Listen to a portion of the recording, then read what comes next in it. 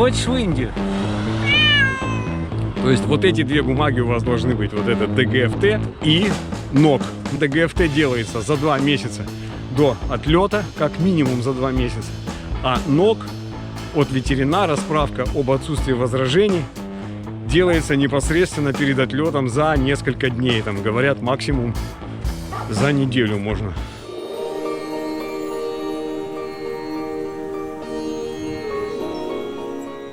Привет, друзья! Намасте! Давно мы с вами не виделись. Видите, какой здесь декабрь, середина декабря. Замечательная погода, солнышко. Правда, несколько дней подряд был дождь у нас. Было холодно. Но сегодня вот такая погода, солнце. Завтра тоже обещают солнце. А потом снова дождь. Дождливый сезон.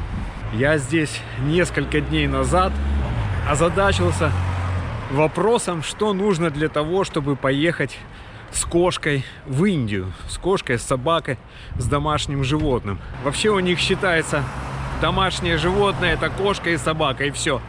Вы не можете официально ввести в Индию как домашнее животное какого-нибудь хорька там или что-то такое, крысу какую-нибудь. Вот кошка, собака — это домашнее животное. И сейчас я вам расскажу, что нужно для того, чтобы поехать в Индию со своим питомцем. Итак, друзья, предположим, вы хотите поехать в Индию со своим любимым питомцем, с собачкой или кошечкой. Вообще это возможно. Как оказалось, в принципе, ничего страшного в этом нет. Просто надо к этому подготовиться заранее. Ну, как минимум за 2 месяца, а еще лучше месяца за 3.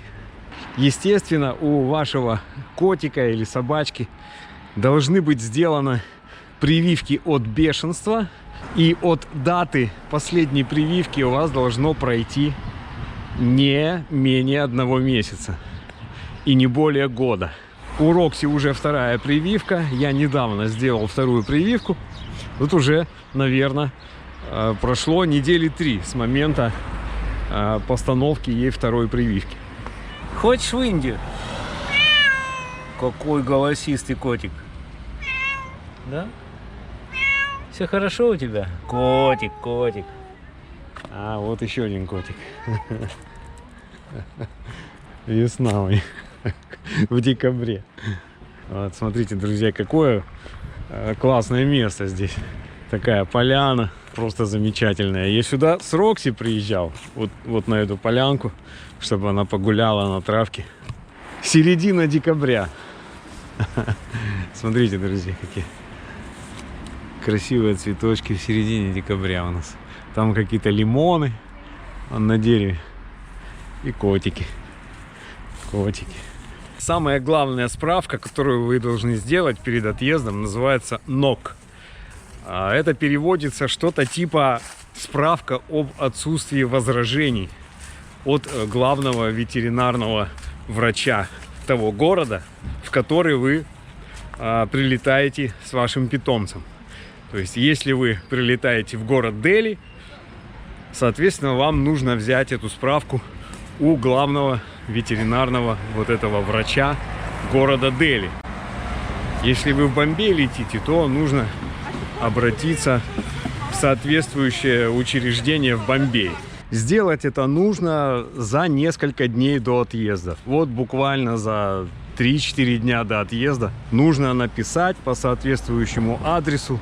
Есть в интернете вот эти адреса, по которым можно направить документы этим врачам ветеринарным. И они должны вам выдать разрешение на ввоз питомца. Вот эту бумагу НОК. Сначала в электронном виде вы должны получить эту бумагу. То есть в PDF формате.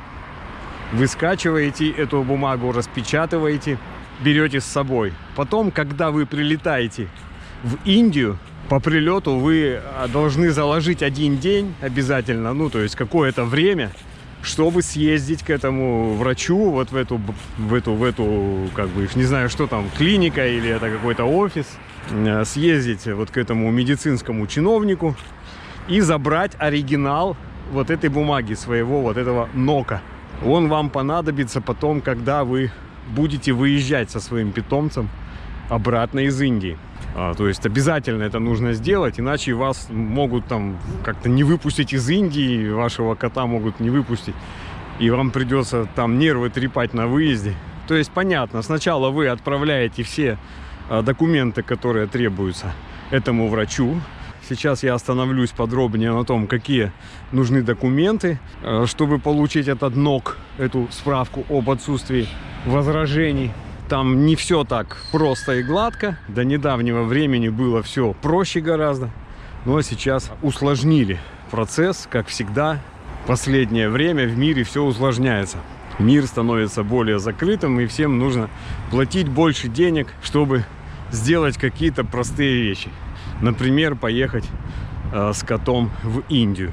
Приятным моментом во всем этом является то, что вам не нужно делать для вашего кота или собаки, вам не нужно делать вот эти титры, называются, титры на антитела на бешенство.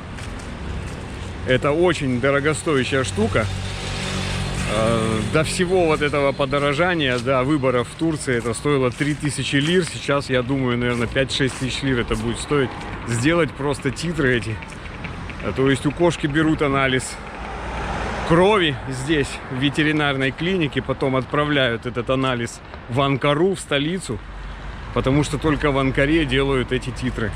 Этот анализ сам уже в какой-то там супер крутой лаборатории в Анкаре делают этот анализ и отправляют вам сюда обратно. И на это нужно заложить тоже там пару месяцев. Если вы в Евросоюз хотите лететь с вашей кошкой, то для Евросоюза вот эти титры обязательно нужны.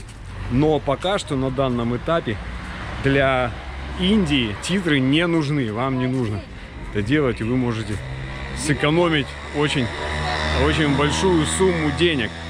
Вам нужно отослать этому ветеринарному врачу в Дели, ну или в том городе, куда вы прилетаете, отослать ваш билет на самолет, когда вы летите, обязательно, чтобы у вас на руках уже был купленный билет. Также мне сказали, что если у вас туристическая виза, а в принципе сейчас можно по туристической визе заехать с животным, но тогда вам нужно будет предоставить еще и обратный билет. Если у вас какая-то другая виза, там студенческая, бизнес-виза, то вроде как обратного билета не нужно. Паспорт вашей кошки, все вот эти записи о том, что кошке сделаны нужные прививки, что кошка обработана от паразитов. Сейчас есть такие препараты, которые вы просто капаете капельку на холку животному, и они уничтожают как глистов внутри кошки, так и внешних каких-то паразитов, блох, там, клещей и так далее. Потом вам обязательно нужно будет сделать справку в той стране, откуда вы вывозите животное. Например, если я вывожу из Турции, мне нужно поехать в это государственное учреждение, оно называется Тарым, переводится как Министерство сельского хозяйства Турции, и там вы делаете вот эту справку. Фактически это справка о том, что Турция не возражает, чтобы вы вывозили эту кошку, и что ваша кошка здорова. Сделать эту справку вообще нет никаких проблем здесь, в Турции.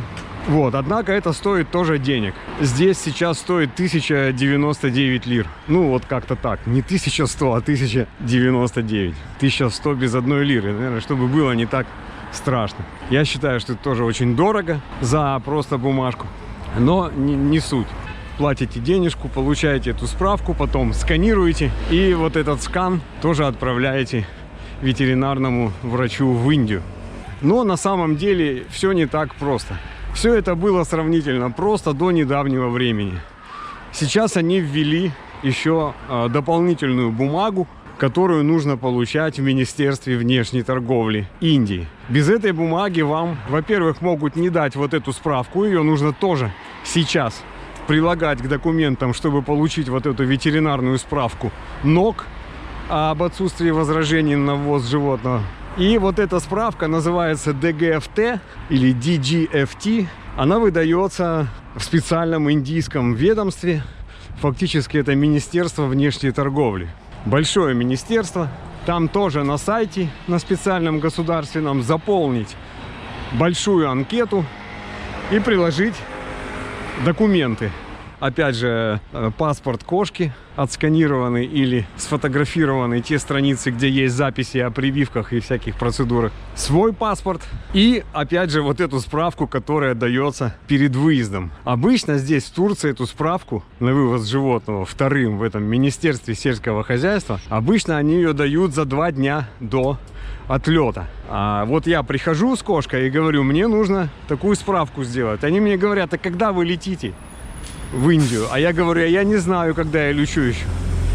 То есть надо людям объяснить, что ты пришел за этой справкой, которую они дают за 2 дня перед отлетом, но тебе ее должны дать сейчас, чтобы получить вот это разрешение от Министерства внешней торговли Индии. Потому что без этого разрешения вас могут, во-первых, не посадить на самолет, потому что когда они ввели где-то примерно полгода назад вот эту справку ДГФТ, индусы, они разослали во все аэропорты, всем авиакомпаниям, чтобы те проверяли вот эту справку ДГФТ, чтобы она у вас была перед посадкой. Иначе вас могут просто не посадить на самолет без этой справки.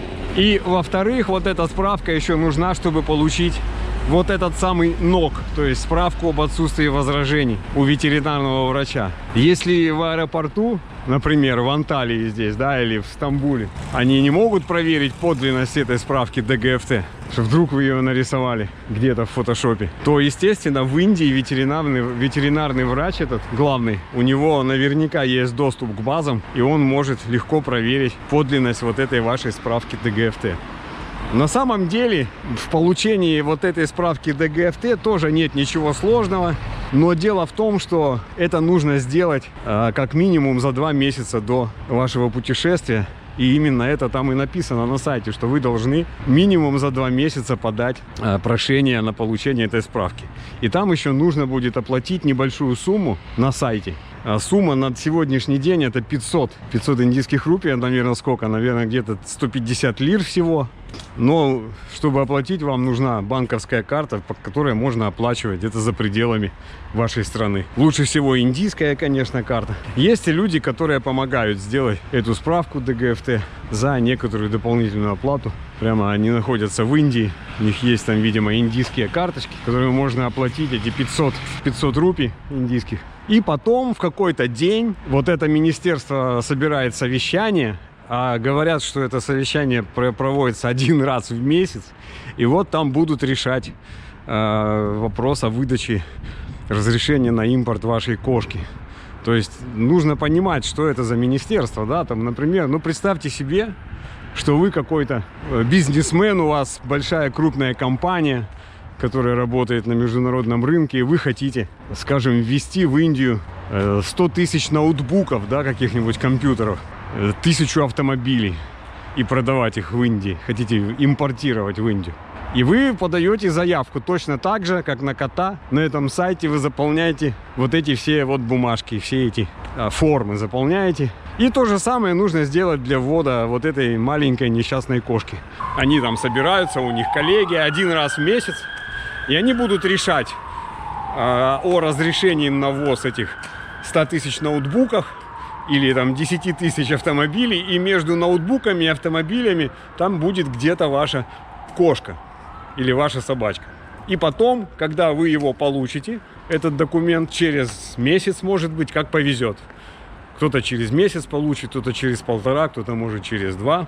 Вы можете этот документ уже отправить в Дели перед отлетом, и вам пришлют вот этот НОК уже на основании всех вот этих документов. Вот такая вот запутанная штука.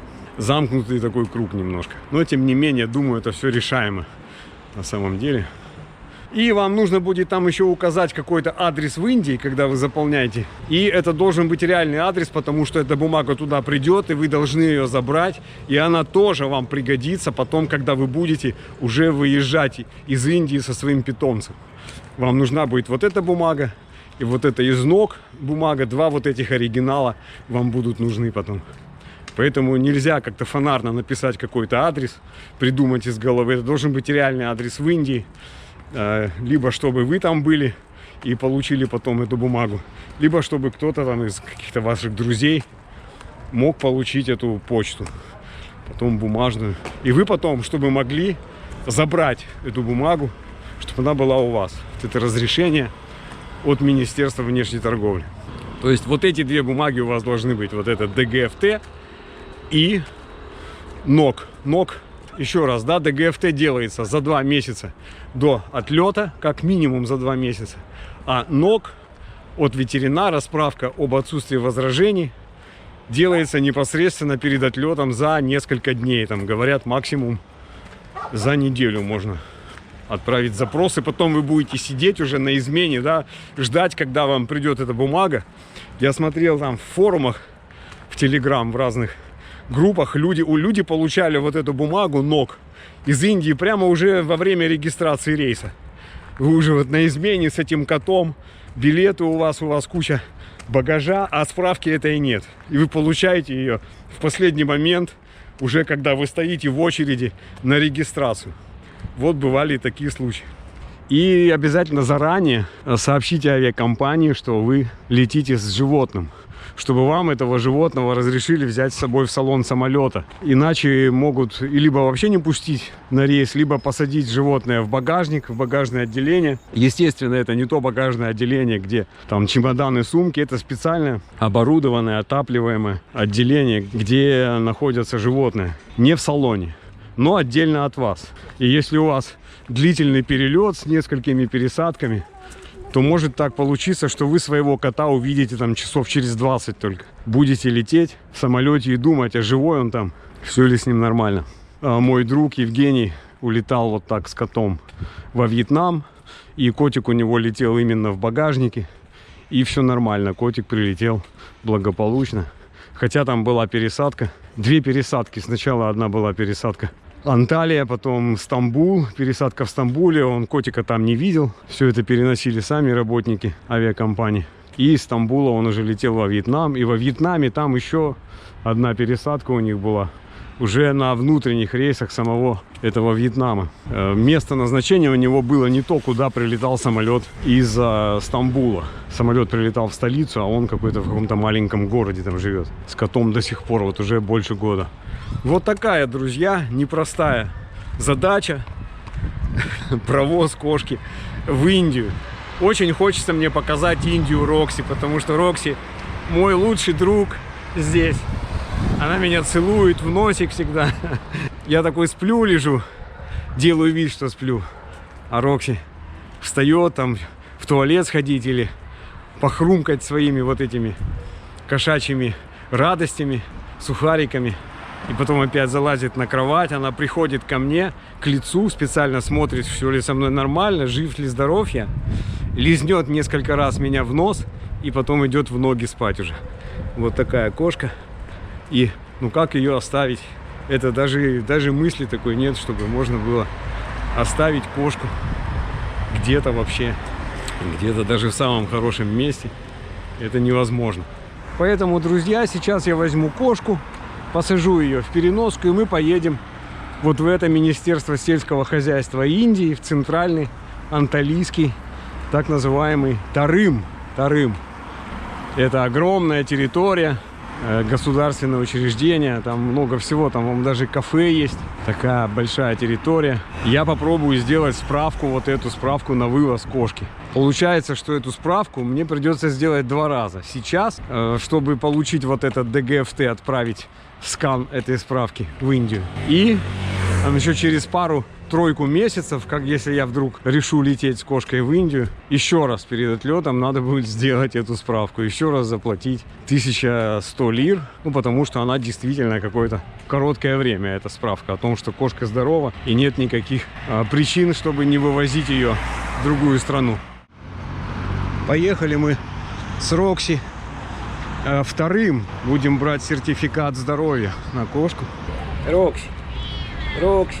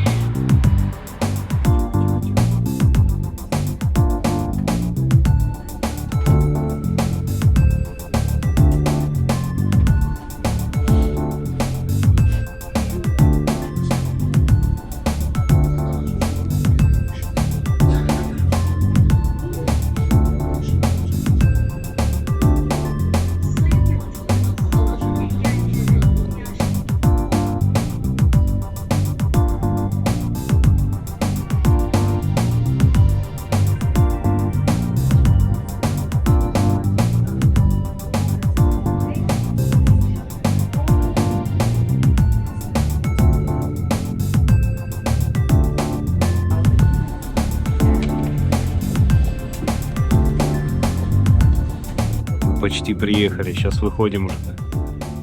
Вообще Рокси себя замечательно ведет. Просто лежит, я ей открыл даже шторку вот эту, дверцу.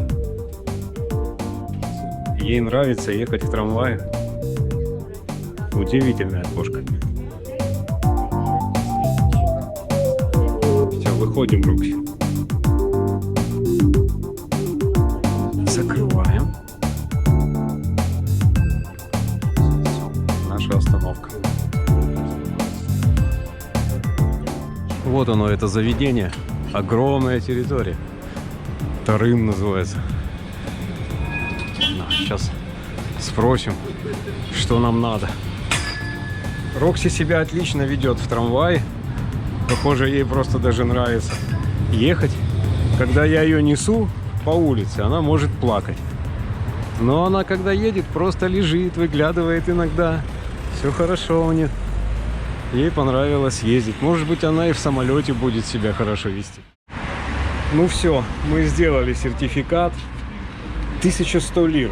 1099 это стоит. Объяснил ситуацию, что мне надо сейчас, а не за 2 дня до вылета. Это остановка трамвая. А вот через дорогу, вон там, этот Тарым, это центральный Тарым Анталийский, самый главный. Сначала меня хотели отправить в другой Тарым, в этот, который к нашему району, Мурат-Паша. Я живу в районе Мурат-Паша, и есть специальный Тарым, который Мурат-Паша. Потом говорят, ничего, все здесь сделаем. Пришел другой дядечка и говорит, не надо туда ехать. Ну, то есть опять куда-то ехать. И нам сделали все здесь. Ну, блин, надо обойти. Так, я, по-моему, посчитал, 5 кабинетов надо обойти, чтобы это все сделать. Сначала в одном здании, вот здесь. Потом отправляют вот в это здание, вон белое. Видно его немножко. Блок 1. Или не это. Ну, в общем, там где-то. А кошку даже не смотрели. То есть я мог бы вообще без кошки приехать. Ну, может, без кошки, если бы я приехал, то они бы сказали, где кошка? Давай кошку, иначе мы ничего не будем делать. А так они посмотрели, что кошка при мне. Ну, что с ней все нормально. Она, кстати, очень хорошо себя ведет. И все сделали. Пусть привыкает к переноске. К длительному нахождению в переноске. Вот сейчас она уже долго. Уже, наверное, больше часа она в переноске находится. И все нормально, да?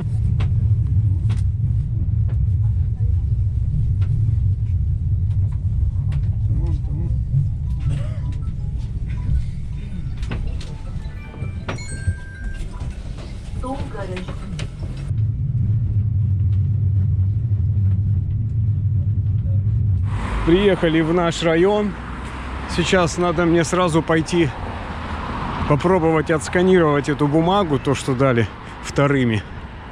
Здесь есть такая лавочка, фотокопия называется. И там делают, я думаю, что там можно отсканировать, чтобы не фотографировать, а нормальную сделать копию. Скан этой бумаги. Смотрите, здесь, оказывается, есть вот такой ресторанчик. Сейчас вот здесь должен быть этот офис типа фотокопия.